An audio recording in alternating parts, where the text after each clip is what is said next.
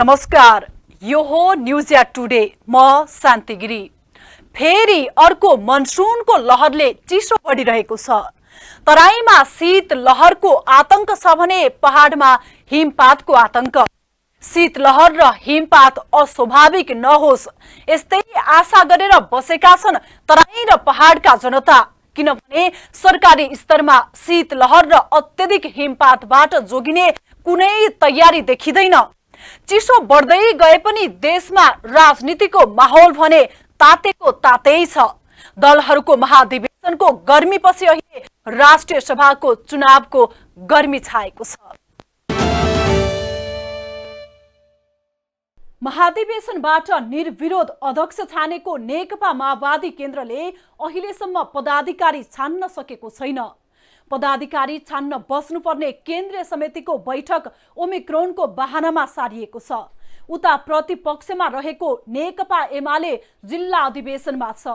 जिल्ला अधिवेशन पार्टी अध्यक्ष केपी शर्मा ओलीले भर्चुअल माध्यमबाट एकैसाथ उद्घाटन गरे। तर यसपटक निराश थिए केपी ओली। उनलाई आसन्न राष्ट्रिय सभा निर्वाचनमा सम्भावित हारले पिरोलेको देखियो। एकपछि अर्को सत्ता गुमाउँदै गएको एमाले राष्ट्रिय सभामा आफूसँग रहेको 8वटा स्थान नै गुमाउन सक्ने अवस्था आएपछि झस्किएको छ। देशभरि नै हुन लागेको पार्टी जिल्ला अधिवेशन उद्घाटन गर्ने क्रममा एमाले अध्यक्ष केपी ओलीको सम्बोधनको क्रममा एमाले झस्किएको सङ्केत देखिएको हो। केही महिना अघि मात्र प्रधानमन्त्री पदमा आसीन रहेका केपी ओली आफूसँग झन्डै 2/3 बहुमत रहेको भन्दै स्वच्छन्द सरकार चलाइरहेका थिए। उनलाई आफूमाथि यति अति विश्वास थियो कि उनले आफ्नै पार्टी तत्कालीन नेकपाका शीर्ष नेताहरूलाई समेत आफ्नो इच्छा अनुसार चल्न बाध्य पारेका थिए। अतिसार भएपछि उनको पार्टी नै टुक्रियो। झिनो बहुमतसँग पुग्दै सरकारबाट बाहिरिनुपर्ने अवस्थामा पुगे ओली। तर पनि चितवन महाधिवेशन अघिसम्म ओलीमा रहेको अति महत्वाकांक्षा चितवनमा केही कम भयो। ओलीले आफूलाई पार्टीको निर्विरोध नेता देखाउन चाहेका थिए, तर त्यो सम्भव भएन। अध्यक्ष पदमा नै उनलाई भीम रावलले चुनौती दिए। त्यसले ओलीको आफूलाई निर्विकल्प देखाउने चाहनामा धक्का लाग्यो। बरु प्रचण्डले आफूलाई निर्विकल्प नेताको रूपमा स्थापित गरे आफ्नो पार्टीमा।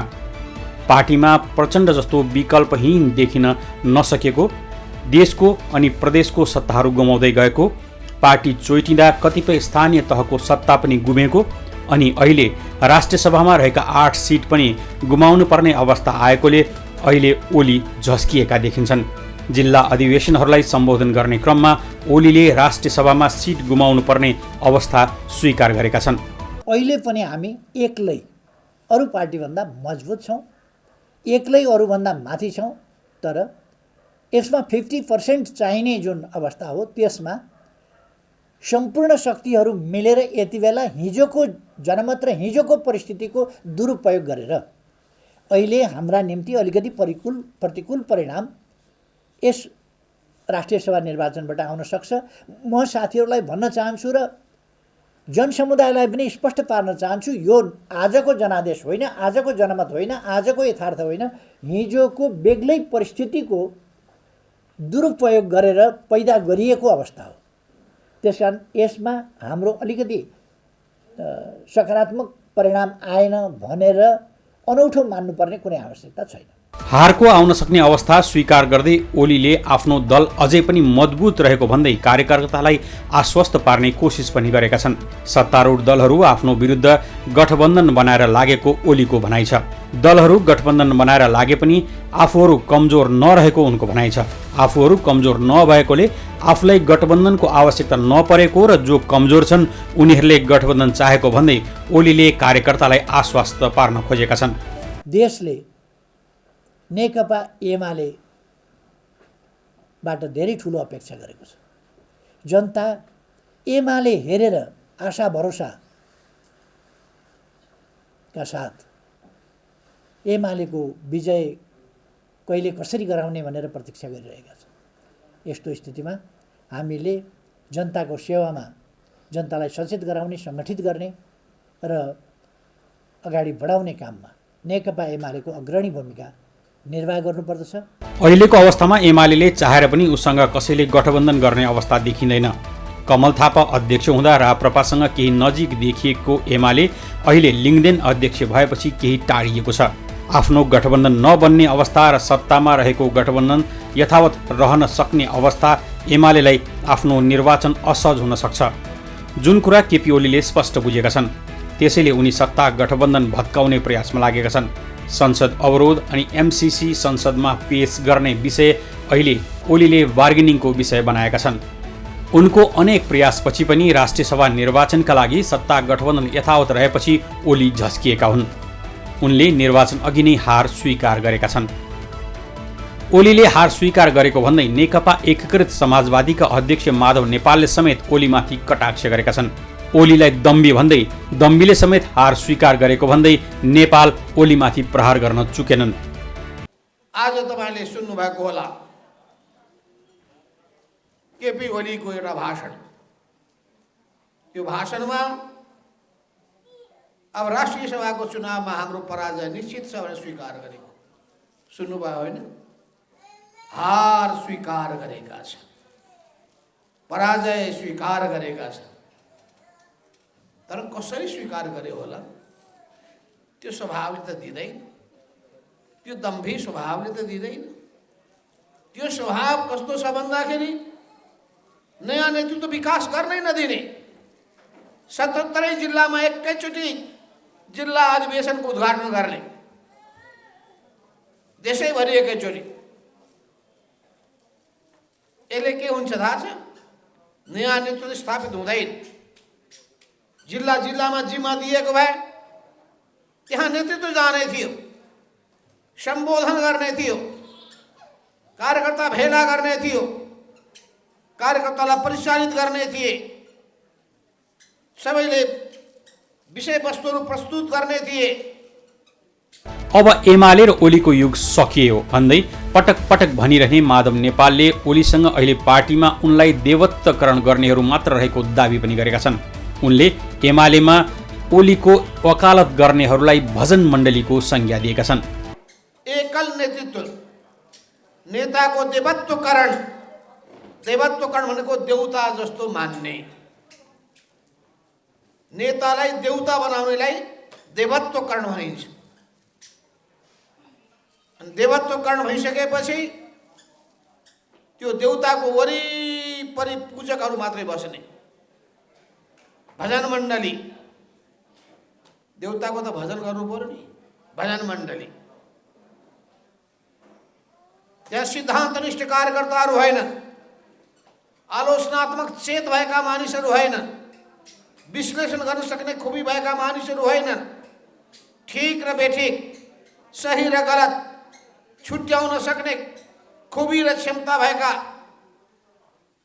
मानिसहरू होइनन्। अहिले राष्ट्रिय सभाको निर्वाचनको मुखमा पहिलो पटक ओलीले हार स्वीकार गरेका छन्। विगतमा देशको सत्ता साथै देशका 6 प्रदेशमा सत्ता जाँदा समेत ओलीले हार स्वीकार गरेका थिएनन्। ओलीको आजको अभिव्यक्तिले पार्टीमा उनलाई देवत्वकरण गरेर उनकै दैवीय छवि बनाउँदै सफलता प्राप्त गर्ने अवसर खोजेका नेता कार्यकर्ता पक्कै निराश हुनेछन्।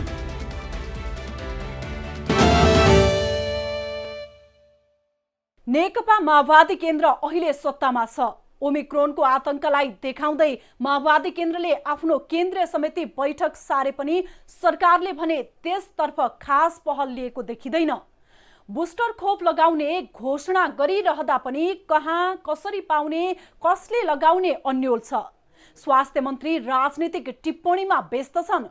उता छिमेकी मुलुक भारतमा ओमिक्रोन आतंकले जनता त्राहिमाम भइसके। कैयौं शहरमा कर्फ्यू घोषणा भइसक्यो। त्यही भारतबाट बिना परीक्षण नेपाल आउनेको सिमानामा लड्को छ।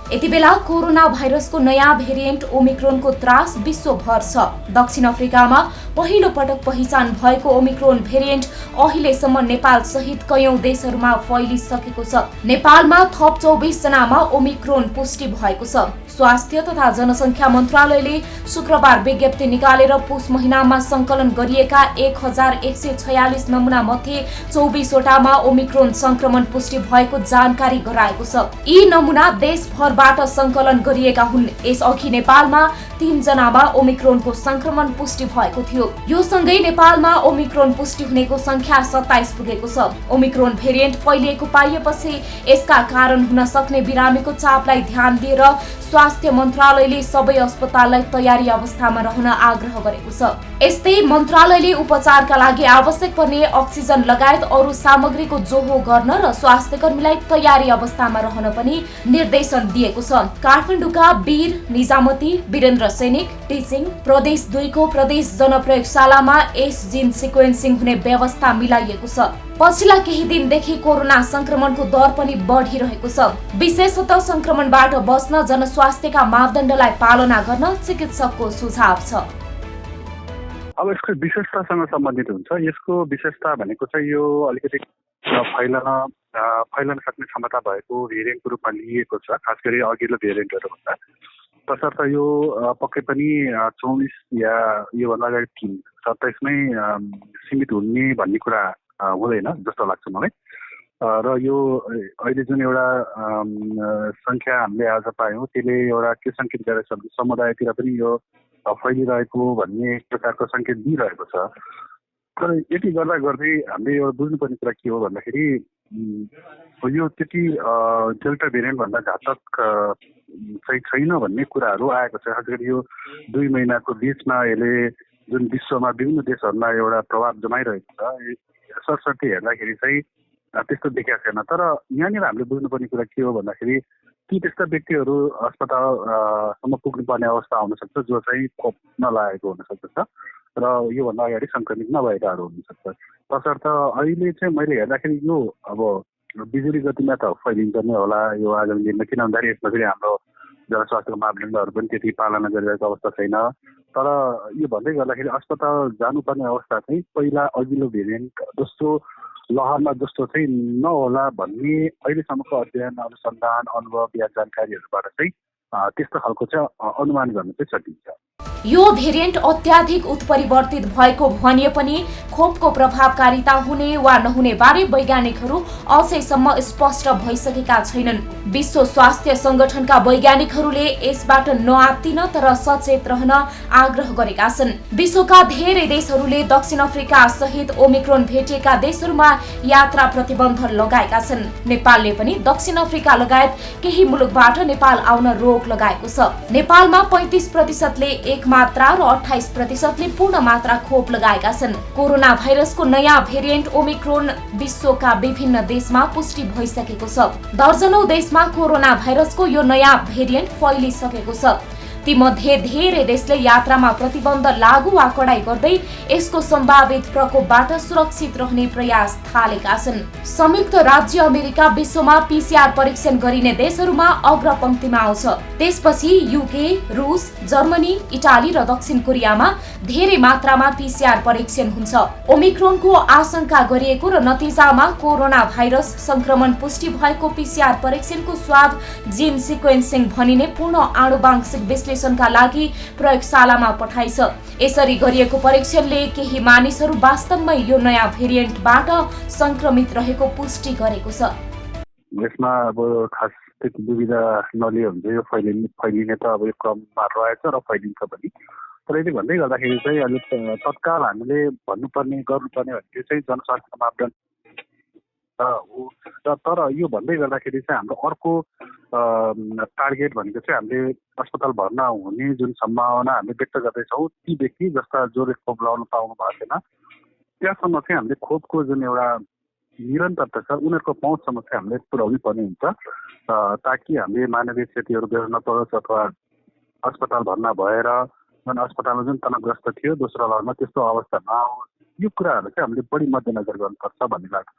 अझ सरस्वती भन्नुपर्दाखेरि चाहिँ मेरो लागि चाहिँ लहरमा सङ्क्रमितको सङ्ख्या भन्दा पनि सङ्क्रमित भएर अस्पताल भर्ना हुने अथवा मृत्यु हुने जुन लहर छ त्यो लहरलाई चाहिँ हामीले रोक्नुपर्छ भन्ने मान्यता चाहिँ म राख्दछु। ज्वरो आउनु तथा स्वाद र गन्ध हराउनु यो भेरिएन्टसँग सम्बन्धित लक्षण हुन सक्छन्। दक्षिण अफ्रिकामा पूर्ण खोप लगाएका मानिसमा पनि ओमिक्रोन संक्रमण पुष्टि भएको छ। अधिकांशमा देखिएका लक्षणहरू सामान्य छन्। दक्षिण अफ्रिकाका अस्पतालहरूमा जटिल लक्षण सहित धेरै वयस्क व्यक्तिहरू पनि भर्ना भएका छन्। ती मध्ये अधिकांशले खोप नलगाएको वा खोपको एक मात्रा मात्र लगाएका छन्। यसले के संकेत गर्छ भने पूर्ण मात्रा खोप लगाउनु र अतिरिक्त मात्रा लगाउँदा नयाँ वा उस्तै भेरिएन्टहरूले निम्त्याउने समस्याबाट जोगिन सकिन्छ। यो अलिक फरक छ, यसको छुट्टै विशेषता पनि छ भन्छु मैले। त्यो कसरी भन्दाखेरि चाहिँ पहिलो कुरो लक्षणहरू चाहिँ अलिकति सामान्य जस्तो देखिन्छ, रुगाखोकी जस्तो, जिउ दुख्ने, थकित महसुस हुने, टाउको दुख्ने, नाक बन्द हुने अथवा पानी बग्ने, यस्तै कुराहरू चाहिँ अहिले विश्वभरिबाट त्यही खालको लगभग जानकारीहरू आउने क्रम जारी छ। र यसको अर्को अलिकति फरक यो विशेषता भनेको चाहिँ छिटो फैलिने तर जटिल अवस्था ल्याउने सम्भावना छ अघिल्लो भेरिएन्टहरूभन्दा अलिक कम। यो कुरोहरू अहिले यसमा छ। अब यो किन यति अलिक नरम जस्तो देखियो भन्ने कुराको कारकहरू मध्येमा त केही चाहिँ अब सम्भावना मैले व्यक्त गर्छु। उदाहरणको लागि सायद खोप लगाएकाहरूलाई सङ्क्रमण गरेर भएको हो कि, या पहिला सङ्क्रमित भइसकेकोलाई फेरि पुनः सङ्क्रमण गरेर भएको हो कि, अथवा स्वयं भाइरसमा अत्याधिक मात्रामा म्युटेसन भएर आफै अलिकति फरक खालको यो विशेषता लिएर आएको, यो अनुसन्धानको पाटो रहला। तर अहिले चाहिँ सरसर्ती हेर्दाखेरि चाहिँ अब धेरै पर्सिने आत्तिने भन्दा पनि मैले देखेको चाहिँ अलिकति सतर्कता अपनाउनु पर्यो। तपाईँ हामी जो कोही पनि भ्याक्सिन लगाएकाहरू जो हुनुहुन्छ उहाँ सङ्क्रमित हुन सक्दो रहेछ। सङ्क्रमित भएपछि आफूबाट चाहिँ जो भ्याक्सिन नलागेको छ त्यहाँसम्म चाहिँ एउटा पुर्याउने माध्यम नहोस् भन्नेमा चाहिँ सतर्कता अपनाउनु पर्ने चाहिँ मैले देख्दछु। ओमिक्रोन भेरिएन्टमा अहिलेसम्म नदेखिएका उत्परिवर्तनहरू देखेका छन्। तीमध्ये अधिकांश उत्परिवर्तनहरू भाइरसको सतहमा देखिने स्पाइक प्रोटिनमा छन्। अहिले उपलब्ध खोपहरूले स्पाइक प्रोटिनलाई नै लक्षित गर्छन् र अहिलेको मुख्य चुनौती पनि यही नै हो। विश्वभर तीव्र रूपमा फैलिएको यो नयाँ भेरिएन्टले पुनः महामारीको रूप लिन सक्छ। यसर्थ सबैले आवश्यक स्वास्थ्य सावधानी अपनाउन आवश्यक छ। जनताको दुःख एउटा दुईटा मात्र छैनन्, अनेक छन्। केही समय अघि दार्चुला सदरमुकाम महाकाली नदीमा आएको बाढीले ठूलो धनजनको क्षति भयो। सयौंको ज्यान गयो, कैयौं घरबार विहीन भए। दार्चुला सदरमुकामवासी फेरि पनि त्यस्तै अवस्था आउने भयमा निरन्तर छन्। भय कम गर्न महाकाली नदीमा तटबन्ध गर्ने काम सुरु त भयो, तर निकै सुस्त गतिमा। अहिले केही बनिसकेको तटबन्ध पनि भत्किन थालिसकेको छ। स्थानीय सरकार फेरि बजेट मागेर भत्किएको तटबन्ध बनाउने आशामा बसेको छ। दार्चुला सदरमुकाम खलङ्गा क्षेत्रमा निर्माणाधीन तटबन्ध निर्माण सम्पन्न नहुँदै भत्किन थालेको छ। दार्चुला सदरमुकाम खलङ्गाको 4.5 किलोमिटर भित्र निर्माणाधीन तटबन्ध काम नसकिँदै भत्किन थालेको हो। निर्माणाधीन तटबन्धको आधा दर्जन बढी ठाउँमा भत्किन थालेको छ। पछिल्लो समय तिनकर खेडा क्षेत्रको सिडी भएको क्षेत्रमा तटबन्ध भत्किएको छ भने अन्य स्थानहरूमा पनि ब्लकहरू भत्किसकेका छन्। ब्लकहरू भत्किन थालेकाले तत्काल निर्माणका लागि जिल्ला प्रशासन, महाकाली नगरपालिका र नदी नियन्त्रण आयोजनालाई ज्ञापन पत्र दिएको भए पनि कुनै निकायले चासो नदेखाएको स्थानीयको गुनासो छ। भत्किएपछि महाकाली तटबन्धमा निवेदन दिए, नगरपालिकामा दिए, त्यसपछि प्रशासनमै दिए, तर कुनै निकायबाट पनि केही सुनाइ भएको छैन। तटबन्ध निर्माण सम्पन्न नहुँदै भत्किन थालेपछि स्थानीय आक्रोशित बनेका छन्। 4.5 किलोमिटर भित्रका विभिन्न क्षेत्रमा अहिले तटबन्ध जोखिममा परेको छ। अवैध रूपमा भइरहेको बालुवा, गिटी, ढुङ्गा निकासीले तटबन्ध भत्किन थालेको हो। स्थानीय प्रशासनले अवैध उत्खनन रोक्न कुनै पहल नलिएको स्थानीयको आक्रोश छ। अवैध उत्खनन तत्काल रोक्नुपर्ने स्थानीयको माग छ। अन्तर्राष्ट्रिय सीमा नदीमा बालुवा, गिट्टी र ढुङ्गा उत्खननलाई चाहिँ संयुक्त राष्ट्र सङ्घको मुख्य एजेन्डाको रूपमा पनि यसलाई रोकथाम गर्नुपर्छ भनेर चाहिँ उठान गरिएका विषयवस्तुहरू पनि यसमा समावेश रहेका छन्। सीमा नदीमा बालुवा ढुङ्गा र गिट्टीको उत्खननलाई चाहिँ रोक्नुपर्छ। प्याकेज नम्बर 18 क्षेत्र तोकिएको पुलघाट क्षेत्रमा तटबन्ध निर्माणाधीन छ। राजेन्द्र निर्माण सेवाले यस क्षेत्रमा ठेक्का पाए पनि गत वर्ष काम गर्न नसक्दा तटबन्ध निर्माणको काम अधुरै रहेको हो। वर्षाका कारण भत्केका संरचनाहरू निर्माणका लागि महाकाली नदी नियन्त्रण आयोजनाले विभागमा पठाइसकेको जनाइएको छ। यस आर्थिक वर्षको बजेटबाट तटबन्ध निर्माण गर्न नसकिने भएकाले समस्या भएको आयोजनाले जनाएको छ। ब्लकहरूलाई मर्मत गर्नुपर्छ र बगाएको ठाउँ बनाउनुपर्छ भनेर हामीले अस्ति कति हो यसो मङ्सिरको 22-23 गतितिर विभागमा एउटा इस्टिमेट पेश गरेका छौँ। तर समस्या के छ भने जस्तो हजुरको यो वर्षको यताको विनियोजित बजेट भनेको 13 करोड हो र त्यो 2 प्याकेजको दायित्व चाहिँ हजुरको दायित्वको लागि मात्रै पनि त्यो पैसा पुग्दैन कि खासमा। अब थप बजेटको लागि हामी प्रक्रिया गरिरहेछौँ। तटबन्ध भत्किएका क्षेत्रमा बजेटको व्यवस्थापन भयो भने पुनः ठेक्का लगाउने तयारी गरिएको आयोजनाले जनाएको छ। महाकाली नदीमा भत्किएको क्षेत्रमा तटबन्ध पुनर्निर्माण हुन नसके दार्चुला जिल्ला सदरमुकाम निकै जोखिममा पर्छ। विगतमा बाढीले ठूलो क्षति पुर्याएको दार्चुला सदरमुकाम समयमा तटबन्ध निर्माण हुन नसके जोखिममा नै रहिरहनेछ। स्थानीय तहदेखि केन्द्रसम्मका हर्ताकर्ता के उपाय लाउँ बजेट कुम्ल्याउँ भनी दाउ हेरेर बसेका देखिन्छन्। कहिले यति कहिले ओम्नी कहिले बतासको नाममा करोडौंको भ्रष्टाचार भएको छ। व्यापारी पोसेर आफ्नो राजनीतिक अभिष्ट पूरा गर्न नेता लागेका छन्। हामी जनता तिनै नेतालाई सत्तामा पुर्याउँछौं जसको ध्यान आफूलाई मत दिने जनता पोस्ने होइन धन दिने व्यापारी पोस्नमा छ। हस्त आजलाई न्यूज टुडे यति नै। हामी सबै बिदा चाहन्छौं। नमस्कार।